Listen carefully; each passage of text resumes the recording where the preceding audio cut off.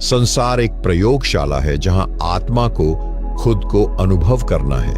जब आत्मा परमात्मा के साथ होती है तब वह सिर्फ अस्तित्व में होती है, परंतु जब आत्मा संसार में आती है तब वह अपने अस्तित्व का अनुभव करती है।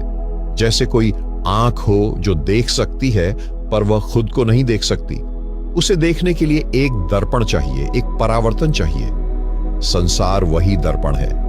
इसलिए परमात्मा आत्मा को संसार में भेजता है ताकि आत्मा स्वयं को जाने। यह जानना बेहद कठिन है, क्योंकि आत्मा जब शरीर धारण करती है तो उसे स्मृति नहीं रहती अपने मूल की। यह स्मृति विस्मृति में बदल जाती है और यही विस्मृति जन्म देती है दुख को, मोह को, भटकाव को। आत्मा रोती है, तड़पती है, प्रेम करती है, घृणा करती है, टूटती है और फिर खोजती है। क्यों? क्योंकि परमात्मा ने उसमें वह बीज रखा है लौटने की तड़प का।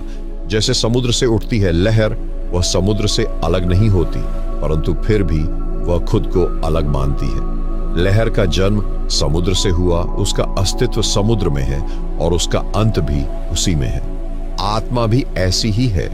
वह परमात्मा से उठती है कुछ क्षणों के लिए यह भ्रम लेकर कि वह स्वतंत्र है, और फिर संसार में अपने होने का अनुभव करके लौट जाती है। पर यह क्षण जो आत्मा के लिए होता है, हमारे लिए वह कई जन्मों का सिलसिला बन जाता है। योगानंद कहते हैं, आत्मा को संसार में भेजा जाता है क्योंकि परमात्मा अनुभव करना चाहता है स्वयं को, पर अनेक रूपों में। हर आत्मा परमात्मा की ही एक झलक है।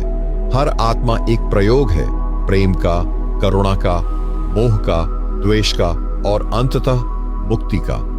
आप सोचिए, यदि कोई परमात्मा है जो सर्वज्ञ है, सर्वशक्तिमान है, तो उसे क्यों चाहिए कि वह कोई भी अनुभव करे? क्यों वह आत्मा को भेजता है शोषण के बीच, मृत्यु के भय में, दुख और पीड़ा के संसार में? क्योंकि अनुभव और ज्ञान में अंतर है। ज्ञान तो एकत्र किया जा सकता है, परंतु अनुभव वह तो भीतर से गुजरता है। परमात्मा के लिए ज्ञान कोई कठिन बात नहीं है, वह तो सब जानता है, पर वह चाहता है कि वह स्वयं को अनुभव करे। इसलिए वह आत्मा को भेजता है अपने ही बनाए रंगमंच पर, जहां आत्मा एक पात्र बन जाती है। यह पात्र जब रोता है, परमात्मा को उसका रोना भी अपना लगता है। जब वह प्रेम करता है, परमात्मा उसमें भी स्वयं को महसूस करता है। यह लीला है, और यह लीला इसीलिए है कि आत्मा जब लौटे तो लौटे एक अनुभव के साथ, एक पहचान के साथ कि मैं वही हूं जिसे खोजता रहा, जिससे दूर गया और अब पुनः उसी में विलीन हो गया।